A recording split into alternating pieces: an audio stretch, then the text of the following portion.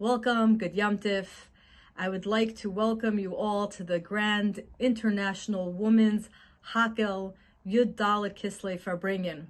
Firstly, I would like to make a l'chaim and dedicate that this Farbrengen should be in a chus of a refuah shalema for Henya Bas Bracha Devar Aleya. She should have a complete refuah shalema. She should be able to be back with her children, her husband.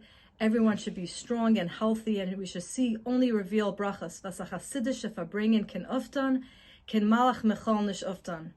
And so today on Yud Dalet Kislev, on this holy day, the day that the Rebbe told us is the day that he connected himself to us. What a better time to gather together and bring about the topic of shidduchim. I would like to introduce to you a shlucha from Sweden who will share tonight with us insights and inspiration from the teachings of the Rebbe on the topic of shidduchim. Leah, take it away. Welcome. Thank you all for joining. Good morning, good afternoon, good evening, depending on where in the world you're watching this. We're happy to have you here, and thank you for being part of this moment. Thank you to Yehudis for arranging all of this and for putting this production together. Your mother, who was an amazing shadchan and set up so many homes, is surely looking down from Shemayim and so proud of all that you're doing to continue setting up binyanim adeyad and all your work in shidduchim.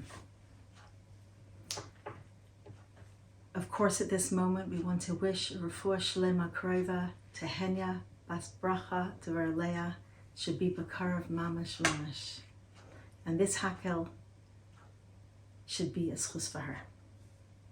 When the Rebbe spoke about Mifta Avos Yisrael, there was a chassid who had been quite involved in shidduchim, who asked the Rebbe, what did the Rebbe mean by Mifta Avos Yisrael? Isn't it a very general mifta?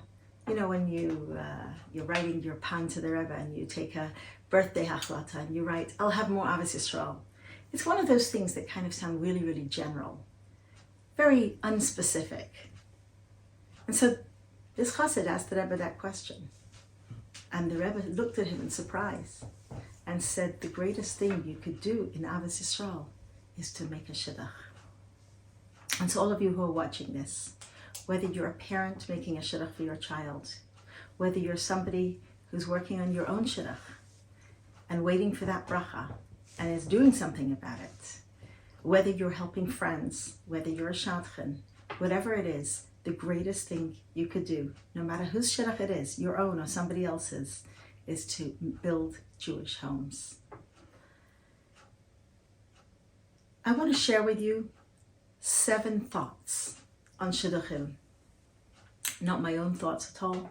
These are all from the Rebbe, from letters of the Rebbe, and things that I've seen really, really can make a tremendous difference in the whole shidduch process. First of all, we're all familiar with this. A bacher and a girl meet. Everybody's hopeful. Maybe you're the shadchan, you're the mother, you're the father. You ask, how did it go? And they say, I don't know.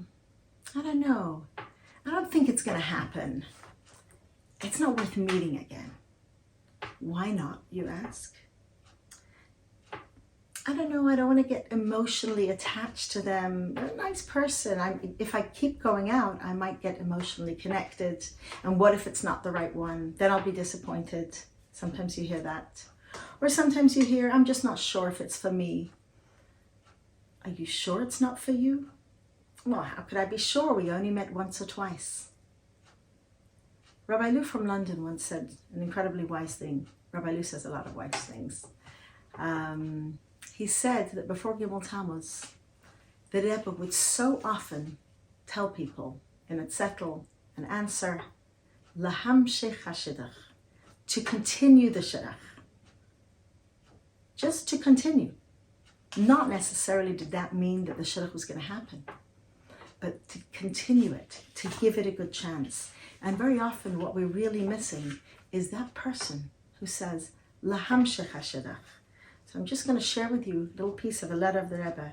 The Rebbe writes here, since in response to your letter of Daled Adar, where you write that you're still unable to make a conclusive decision with regard to a shidduch, but your inclination is to break it off. The Rebbe says here, since the possibility exists for you to meet again, therefore you should do so and see what effect this encounter will have. At that time, you'll be able to more clearly ascertain your true feelings and then make a final decision.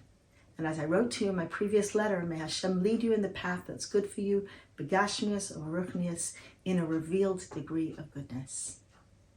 So here we see the Rebbe is saying, give it another chance. Lahamshech hashidduch. If you're not sure that it's yes, but you're also not totally sure that it's no, lahamshech hashidduch. Just give it another try. And yeah, if you need to do another try after that, do that until you have clarity one way or the other. Another thing, now we come to point number 2, is just as you would never say yes to a shidduch without being pretty sure that it's the right thing for you, don't say no to meeting again before you're quite sure that it's really not for you. The Rebbe writes in a letter, and actually this is a letter of the Farbrengen Rebbe. The Farbrengen Rebbe says, surely you remember what I told you, that one should seek out a good shidduch. One should not be miserly with regards to the number of time one goes out to see a prospective partner. So sometimes people say, okay, you've already met 5 times, by now you should be sure. The Farbrengen Rebbe says, no, don't be miserly. Give it the time it takes. Shidduchim are an organic process. Everybody's different. Sometimes one side is ready before the other. Sometimes you're afraid you're going to like him or you're going to like her and you're holding yourself back. You might not be ready to open up your heart. Maybe one of you is more reserved and it's taking more time. Maybe your friend said, I just knew the first time, or I just knew on the 3rd date. It's okay. Everybody takes time. It's an organic process. You can't pick a fruit off the tree until it's really ripe. And so your time might take a little longer. And that's totally okay. As the Farbrengen Rebbe says, do not be miserly with regards to the number of time one goes out to see prospective partners. And now we come to the big question. Thought number 3. What is the ikar in a shidduch? Now everybody has their lists. No matter what's on your list, they're all important qualities. Reb Mendel Furtefas used to say that the only ikar in a shidduch, after obviously Yerushalayim, is midas tevis. Because life with somebody who does not have midas tevis is chas v'shalom Gehenna. And life with somebody who does have midas tevis is Gan Eden. So that really is an ikar in the shidduch. The Rebbe writes that nobody's perfect. I'm not perfect. He's not perfect. She's not perfect. But you don't have to be perfect, and he doesn't have to be perfect, and she doesn't have to be perfect. You just have to be perfect for each other. And the Rebbe says you should have an ayin tova when you look for qualities in a shidduch. The Rebbe is answering here a letter to somebody who says that they're looking for many qualities in a shidduch. Somebody who's an isha kshera, somebody who's from a good family, somebody who's beautiful, many things. And the Rebbe writes to them, although it is true that all the qualities that you've enumerated in your letter are to be sought, it's also understandable that there's no comparison between seeking with a stringent eye and seeking with a kind eye. In other words, when you meet the person, be a little generous in the way that you look at them. In accordance to what you write, I would advise you to transfer the search for a shidduch to the Hanhala of Tamchei Tmimim, where you learn. And we observe that when one is not overly particular about lesser matters, about things that are a tuffle, And surely when one is not overly particular about trivial and trifling matters, but rather one seeks characteristics of Yir Shamayim, Tznius, and so on, then Hashem helps the person succeed that in addition to obtaining that which is of foremost importance, one also will receive that which is of secondary importance. And of course, we must do everything we can to increase Hashem's help, as it says that a wise woman is granted by Hashem. So if you increase in learning Torah, Niglach, Chassidus, Mitzvahs Behiddur, and influencing one's friends, this will bring the bracha. So the Rebbe is really saying here that yes, all those things you put on your list, they are important, but focus on the Ikar, focus on the main things. And if you focus on the main things, Hashem will grant you also the things that are of lesser importance. And so when you go out, when a prospective shidduch comes up, don't go through it with a fine-tooth comb. Does it have every single quality I'm looking for? If the main things are there, give it a try. Now we come to point number 4. There might be what I generally call a Nachshon moment. You know, when Nachshon ben Aminadav stood by the Yam Suf, and the Yidden received the command from Hashem, that Hashem yilachem lachem, Hashem is fighting for you, v'atem tacharishon, and that the Jewish people should go into the Yam Suf. Nachshon jumped, and we learn in the Medrash that the sea did not open right away. It came all the way up to his neck. It seemed that he was almost going to drown, but he had bitachon, and then the sea opened. So sometimes in a shidduch, and especially if you're older, and especially if you've been around the block in shidduchim, you may sometimes be so used to things not working out that almost becomes normal. And you may be used to your being on your own, and you actually have to have that moment where you say goodbye to your own comfort of being on your own. No matter how much you like the guy you're meeting, saying goodbye to your single life might require a real jump for you. And then you have to have that bitachon that the sea will open. And that takes emunah.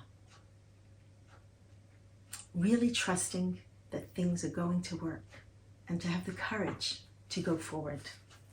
So the Rebbe writes here, I received your letter where you wrote that according to Darchei HaTeva, you don't see how a shidduch is possible. The Rebbe says this is nothing new. Indeed, it's stated that finding a shidduch is kasha k'kriyas Yam Suf. It's as difficult as kriyas Yam Suf, and the magnitude of the miracle of kriyas Yam Suf is well known. And yet, it's the nature of the world that notwithstanding these difficulties, people do find shidduchim, they get married, and they build a binyan adayad. And all this will happen for you as well. You must divert your attention from the difficulties and make a firm resolve that marriage is one of the mitzvahs of the Torah, and HaKadosh Baruch Hu does not make impossible demands of his creations. And since Hashem requires you to fulfill that mitzvah, he will certainly find the mate for you at the appropriate time. So, and then the Rebbe writes at the end of the letter that in order to speed up finding a shidduch, you should resolve to give, the Rebbe was writing this to somebody in France, a franc to tzedakah every day, a coin to tzedakah every day before davening, and to say chitas. So, yes, it might seem to be difficult, and it might seem to be challenging, and maybe it hasn't happened yet, but just like Kriyas Yam Suf actually did happen, it's going to happen for you too. And the Eibusher Zal Benchen, it should be very, very soon. And now we come to point number 5. There's a wonderful lady who lives in Colorado. Her name is Yehudis Fishman. She's an educator and a writer. And she shares a story how she went to the Rebbe, and the Rebbe asked her how shidduchim were going. And she told the Rebbe that she'd met somebody, and the Rebbe asked, do you like him? And she smiled and said, Stam Avas Yisrael, just regular Avas Yisrael. So the Rebbe smiled and said, Stam Avas Yisrael is nicht genug for a shidduch. Just liking him like you like anybody else, that's not enough in a shidduch. Feelings are important. So listen to your heart also. You have a heart for a reason, and your heart will tell you if it's right too. Your head will tell you if it makes sense to meet them, but once you meet them, your heart will tell you if you've made the right choice. So here's a letter from the Rebbe where the Rebbe says, you write that the head says there can be no better, but the heart says no. You don't write, however, why the heart says no. But generally, the Rebbe says, in regard to a shidduch, the feelings of one's heart are more than of secondary importance. You have to have at least the beginning of a feeling for this matter, or at least a knowledge that this feeling will eventually come about.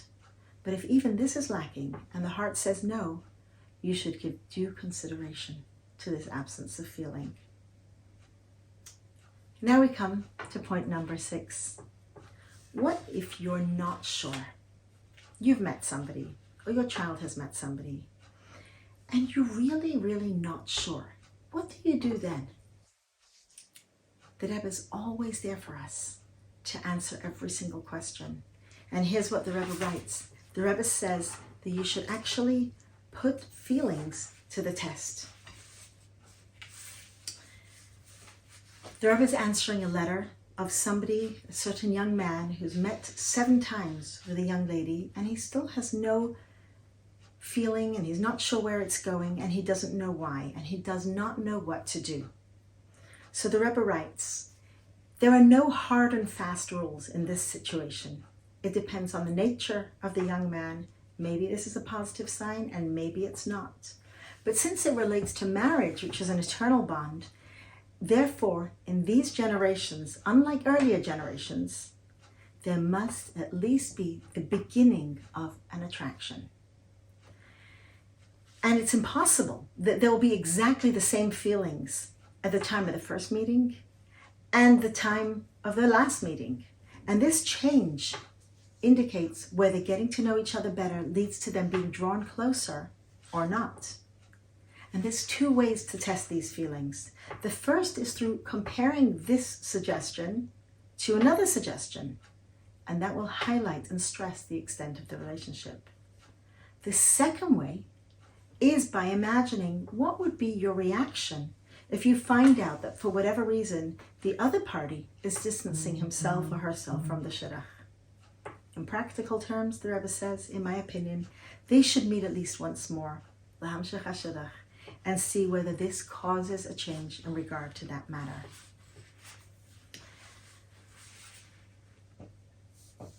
So,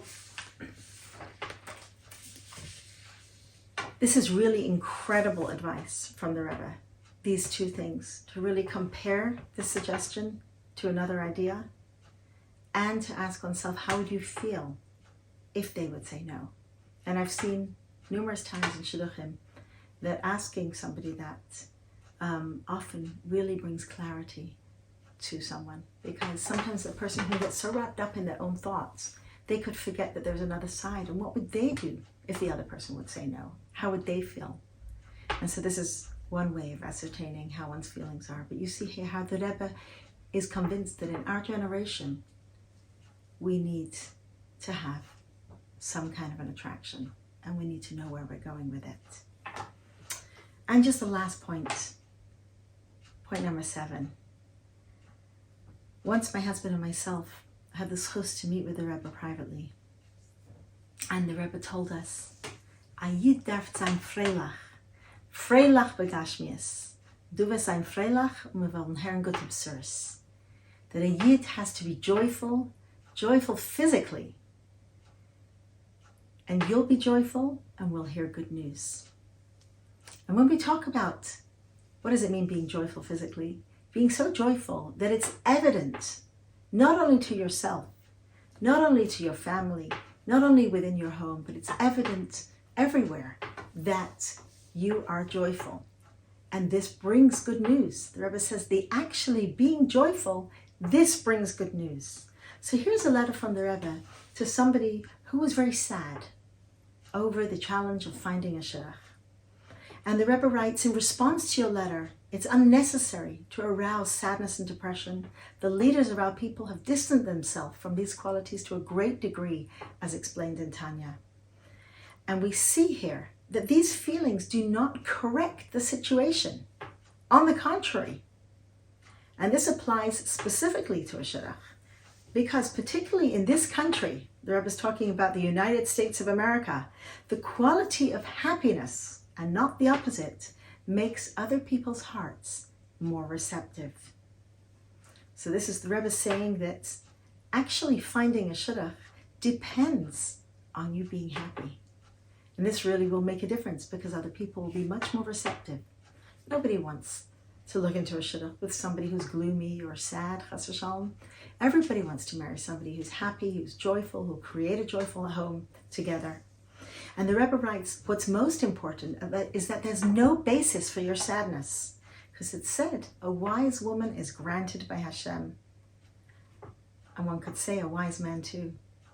The way to obtain such blessings is to repeatedly look for it as one looks after a lost object with energy and following the practice of Frumme Yidden, which is using a shadchan. And the Rebbe writes in another letter, a shadchan could be an official shadchan or also a friend or a relative. And you should continue to do so with powerful trust in Hashem. And so I just want to conclude over here. The Eibishter soll mention that each and every one of you who is looking for a shidduch for yourself, for your siblings, for your children, for your friends, for anybody you know, for the children of your friends, each and every one of you should be benched with Hatzlacha Rabba Umuflaga. It should be Geringerheit, Gesundheit, Freiligkeit, and you should go to the chuppah with a freiliche heart, with a joyful heart, and build a bayis ne'eman b'Yisrael, a binyan adayad, an everlasting edifice, al yisodei haTorah v'amitzvos, on the foundation of Torah mitzvahs, and l'chaim, to many, many, many more l'chaims. Eibishter soll euch alle wünschen, miyadei hamleah hapsucha hakdesha v'archava, and we should be zeicha b'karav mamash, to see the Rebbe guiding us again with good news. L'chaim. Thank you so much, Leah. Words that come from the heart enter the heart. So much to reflect on and so much to internalize. The next speaker I would like to introduce to you, Lisa Twersky, who's an expert in her field of dating and marriage. She has written many books and hundreds turn to her for advice. Thank you, Lisa, so much for joining with us today. Hi, everybody. I'm Lisa Twersky, and I'm going to be giving you a little talk, a brief talk about taking the leap, knowing when to put on the brakes and when to commit. This talk is going to be about dating and some of the concerns and some of the struggles that people encounter when they're dating. And one of the things that I guess I wanted to start out saying was that we're sort of in a time in our history where people are being are very aware of problems that come up in marriages. Everybody knows 1, 2, or 3 people who are divorced or getting divorced.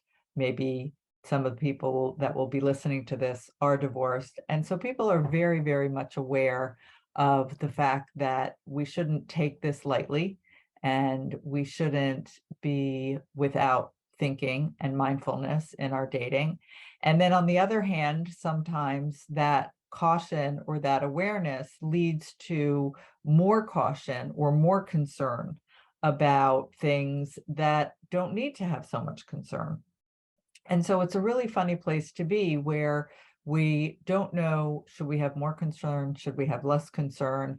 And hopefully this little snippet will give you some guidance about how to think about those things and how to explore those concerns and how to come to some sort of answer or understanding in your dating process around those things.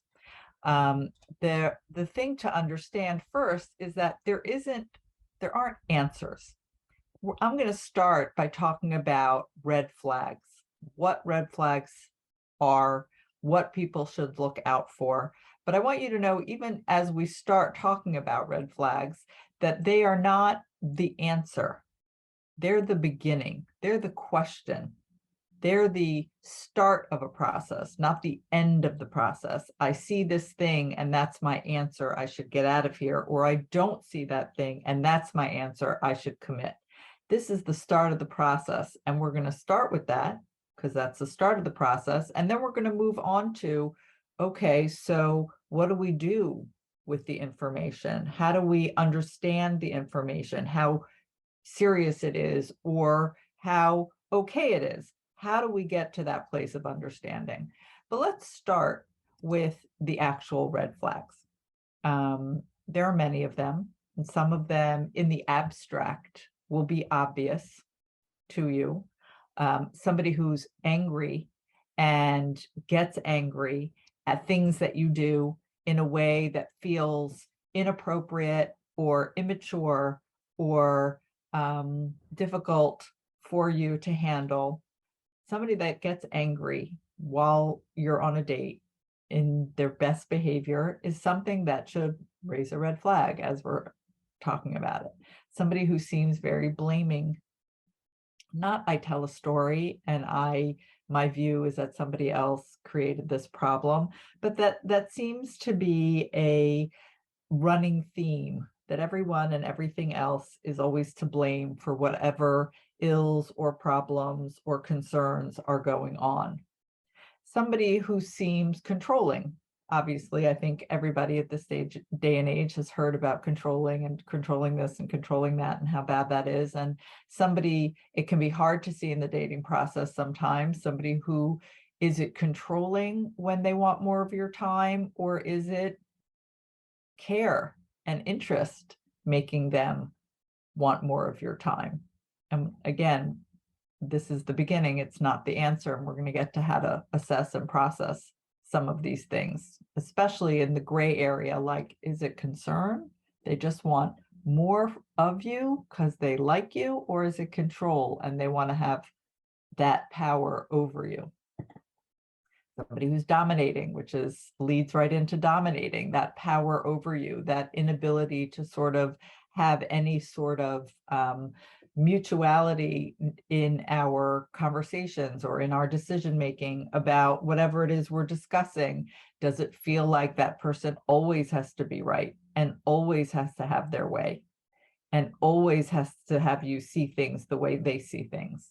Are they very full of themselves, egotistical, very full of themselves, and very attention seeking in a way that is universal, always, throughout many things? There's no room for you in the date, in the relationship, in this interaction with them. Somebody who's very forceful, who's, again, it goes along with usually dominating. It goes along with controlling, somebody who's forceful. Although the reality is that if you're not addressing some of these things, then you might not feel it as forceful. Because if somebody wants their way, and every time they want their way, but every time they want your way, you say, okay, you might not feel the forcefulness. So some of this is in the processing, and it's something to understand how to look out for. Somebody who's guileful, what we call guileful, trying to make this alphabetical. So we got creative with this one. Guileful, meaning that they don't get their way, they'll be manipulative about it. But G comes after F, not M, so we called it guileful. But basically, it's another form or another way of saying manipulative. Maybe they'll work to get their way by asking somebody else to intervene, or they'll work to get their way by trying to make you feel badly about yourself, your position, your request, your need, your interest. They'll try and undermine it. And so they aren't being forceful with their needs, but they are making sure ultimately that they get their need met and that you give up your need or your interest, etc. Somebody who is hypocritical, about what they say they do, but then they expect of others, or somebody who doesn't seem to have a standard that gets stuck to. It's always somehow, if it works in their favor, then that's what the right thing is.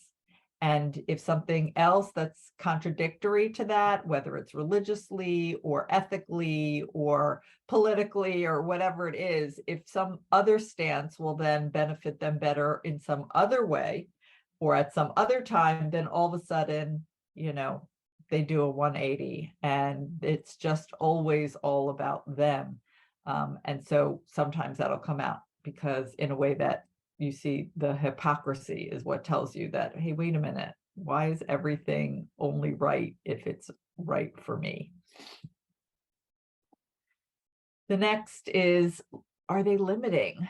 Do you feel like you can be yourself?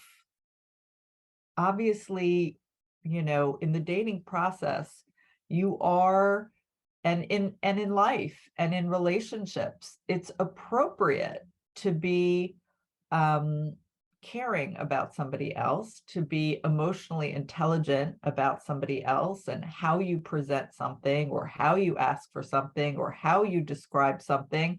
But limiting isn't talking about that. It's when I can't say what's on my mind. There is no right way to say what's on my mind. This isn't about, I'm going to approach you in a way that is mindful of who you are as a person. This is, I can't do this. I can't tell you this. I can't ask you this. I can't share this. I can't be me. That's a red flag.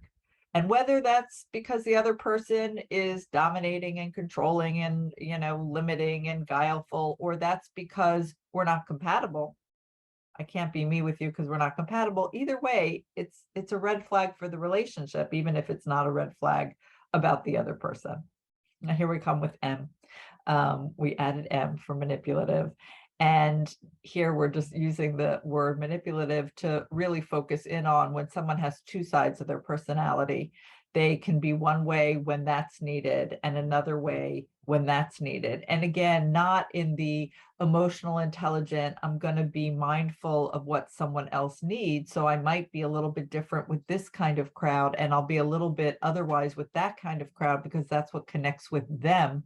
It's not about the other people when you're manipulative. When you change who you are, or you see that someone changes who they are based on who they're with in order to get their way, not in order to be kind and respectful of somebody else, but in order to get their way, that's what we're talking about when we say two sides to your personality or manipulative personality.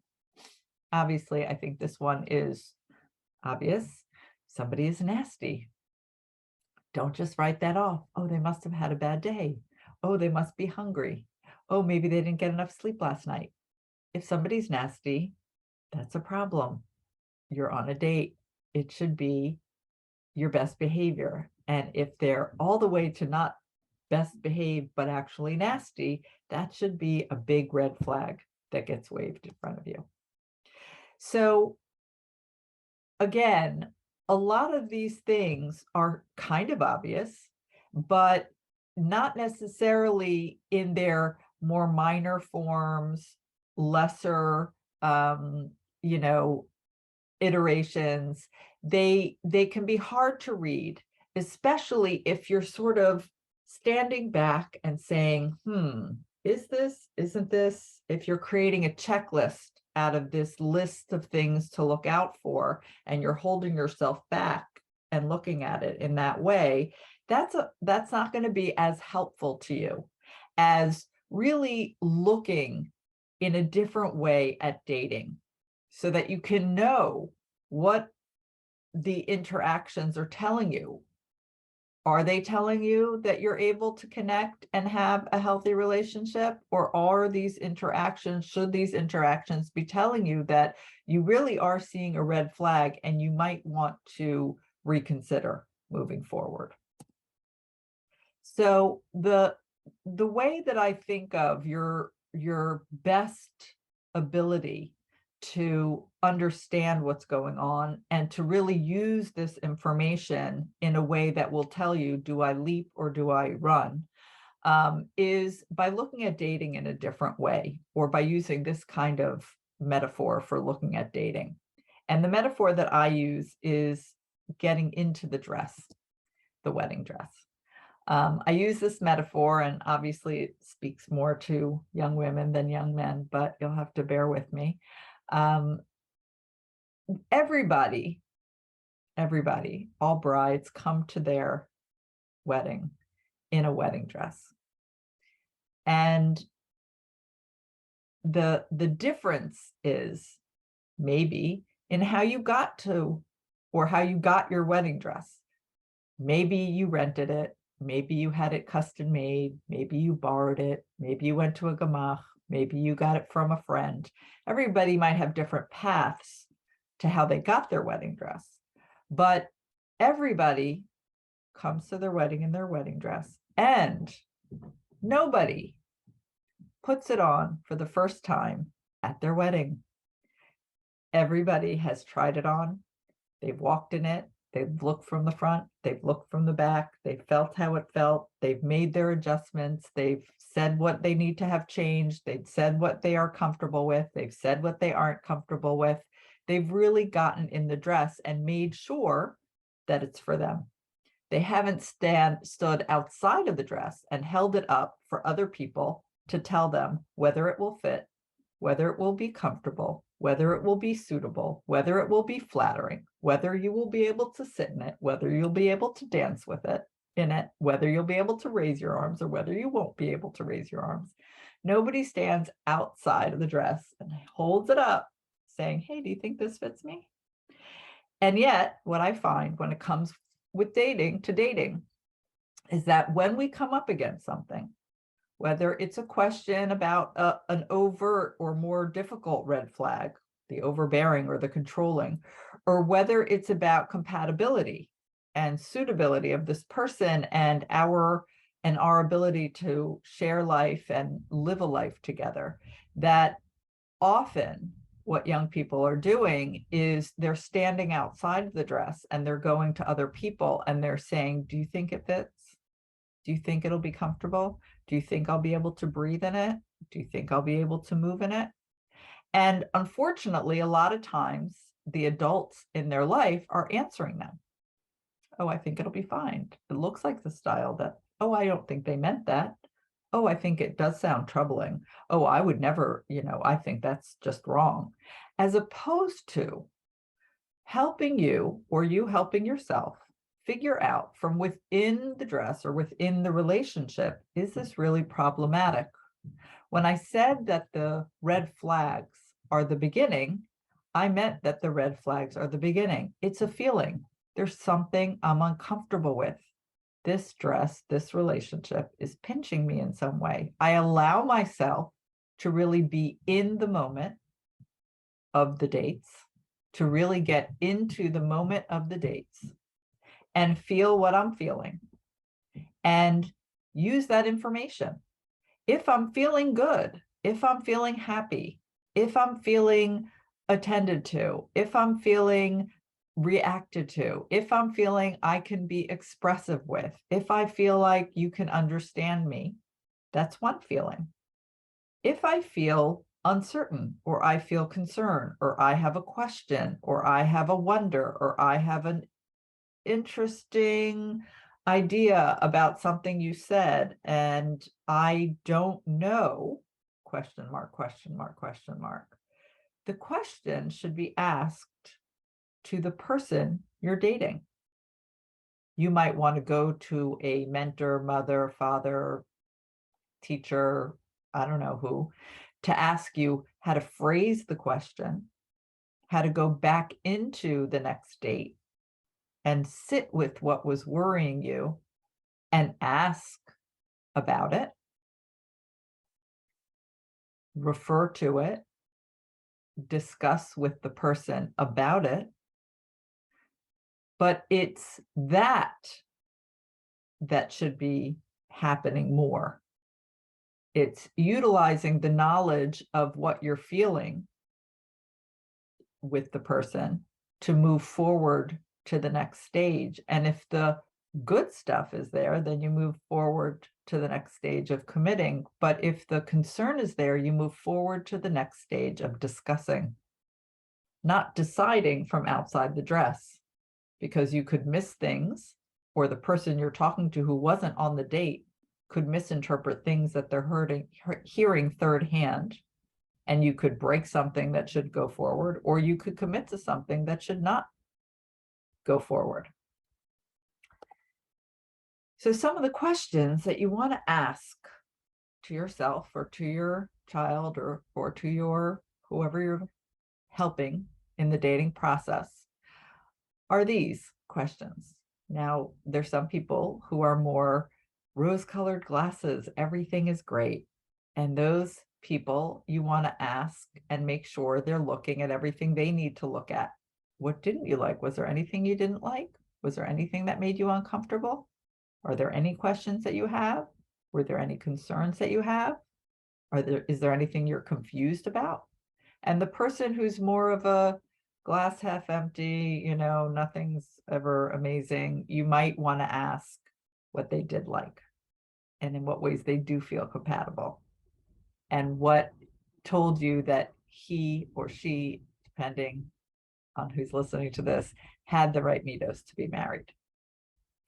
And you want them to really, you want to listen to what are these things, and especially the things that are concerns. I'm assuming that the person who has the glasses always half empty, that their concerns will be plenty. But if their concerns are plenty, but you're suspecting that that's just their personality, you don't want to just ignore that. You want to ask questions that can help them connect with the other things that they're feeling, because their usual mode, and this is only for the people who that is their usual mode, their usual mode is to push things away. So you want to help them connect with what might be there if you think that they're just sort of doing this because that's what they do. But don't ignore any of it. Look at all the concerns, and you go back to the date, or you go back to the next date, I should say, and you ask about the things that you had a question, or you were concerned, or you were confused, and you figure out together, how can we word that so that I can really feel from within this relationship, this date. It's not yet a relationship in the sense of big relationship, but it is us relating that is going to tell me, is there really a problem here? Or is there really potential here? So you want to go back into that relating, and you want to ask or explore or discuss, because that's what's going to tell you a lot of things. 3 biggies. First, it's going to help you get a better understanding of the lemaisa, the thing that you were questioning. I ask you a question about that thing you said, or I ask you for clarification about something that I thought you might have inferred. I'm going to get the actual information, potentially. Obviously, you have to trust their trustworthiness.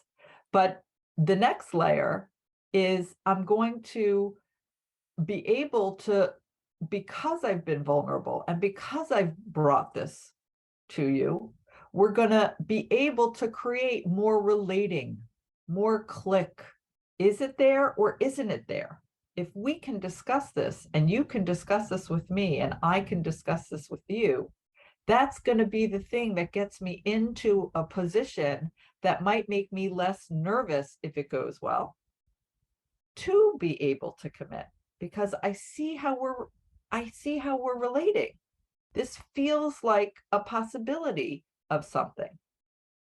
I'm in there and I know what it feels like, as opposed to standing outside and saying, you think it'll feel okay?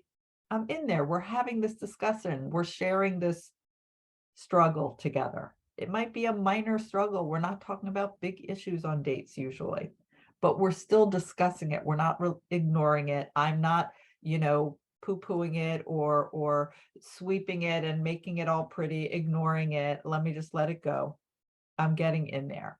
And the third thing is that I experience the character of the other person in a more real, more in-depth way. If I'm questioning one of these red flags, if I'm not sure if this is a kind and good and caring person, and that's in some way one of these things is something I'm worried about, when they handle what I ask, if they handle it in a way that I can feel like they are caring and they are interested and they have middos and they have the ability to be present, that will tell me one thing and might make me realize, oh, I was misunderstanding something. But if they are more nasty, or they are short, or they are difficult, or they are, sweeping it under the rug and making me feel like I'm being petty or I can't be myself, then that kind of doubles down on whatever the concern was that I had in the first place. Now, the reality is that people have resistances to doing things this way. No, they want to go to the shadchan and ask the shadchan to clarify, or they want an answer from their mother, mentor, father, brother, or sister, whoever, confidant. Do you think this is a problem? Do you not think this is a problem? It's uncomfortable. People aren't used to doing this. And the people in the dating person's life are not used to encouraging this. And they don't want to be mean. They don't want to put the person on the spot. This isn't how we do things. We go through the shadchan. The mentor wants to know, well, but they're coming to me for an answer. Shouldn't I? I'm supposed to answer. I've always answered. What I shouldn't answer them. And I understand the resistances. I really do. I hear them all the time when I talk like this. But the reality is that you're not going to know what you really need to know in the same way if you defer your vision of this relationship to somebody who's not in this relationship. Just like if you deferred your opinion to how you'll look in that dress to somebody who has not actually seen you in that dress. So as much as it can be difficult, and there's lots more to say about this, I really encourage you to start thinking differently about being able to go forward and how you'll get there, and how you'll use the dating process to really see what you need to see. And the best way to do that is to really be in it and to bring yourself into the process of relating so that you can know how that relationship may or may not feel. Hatzlacha in all your dating endeavors, and thank you for your attention.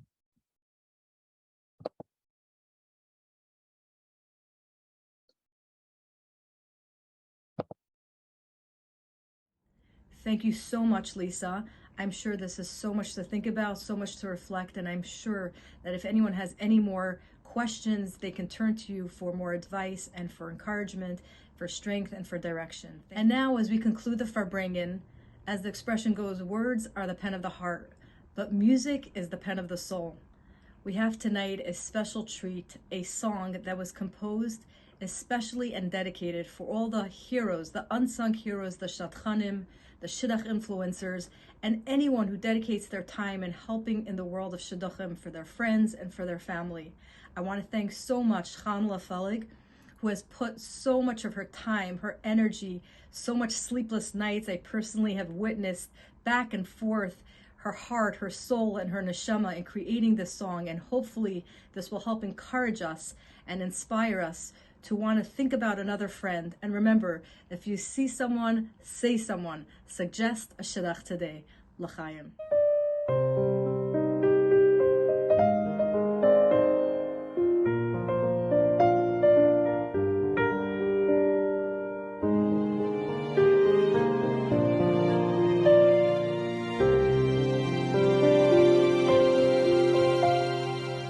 A wedding invitation, one name there on the card. Despite determination, who knew it'd be this hard? Old friends move on, their families grow. Each Shabbos meal I'm on my own. The single life is all I see.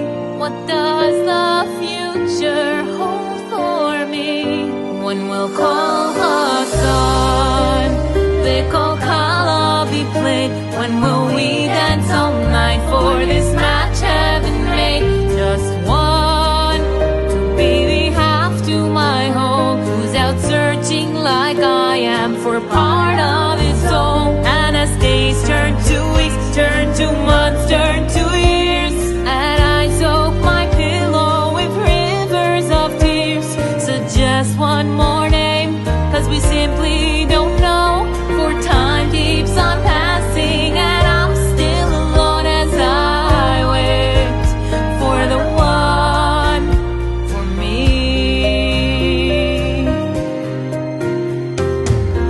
Another classmate marries and my sibling comes of age. So hard to take this pressure. Will I ever leave this stage to build a home that's filled with light, where our own story we will write? There under the stars it all begins. B'chutzas Yerushalayim. When we'll call the sun, v'kol kala be played. When will we dance all night for this match Hashem made? Just one, be the half to my hope. Somewhere searching like I am for part of its soul. Yet as days turn to weeks, turn to months, turn to years, and I soak my pillow with rivers of tears. Please suggest one more name, 'cause we simply don't know, for time keeps on passing and I'm still alone as I wait for the one for me. Kol hasan, v'kol kala, kol nitzalois chasanim echuvasam.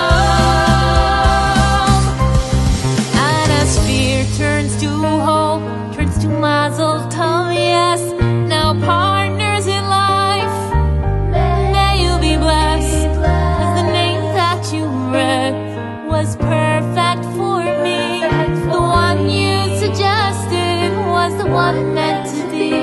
So today, together we'll sing. When kol hasan, v'kol kala will play. When we'll dance through the night for this match Hashem made. My one, who turned my tears into glee, who kept searching like I was, kept searching for me. And when under the chuppah I will not forget each chassid and kala that still hadn't met. 'Cause one prayer, one phone call changed my whole life. What once a suggestion, now husband and wife. And on this day, thanks to you, we'll see. And on this day, thanks to you, we'll sing.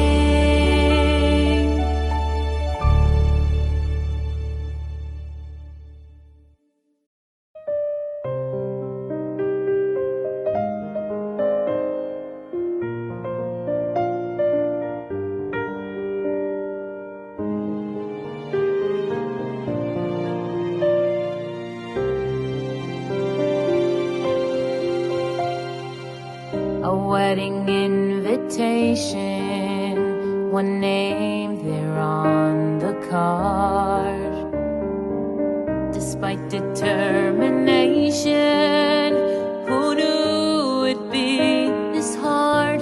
Old friends move on, their families grow. Each Shabbos meal I'm on my own. The single life is all I see. What does the future hold for me? When will call the sun, v'kol kala be played. night? When will we dance all night for this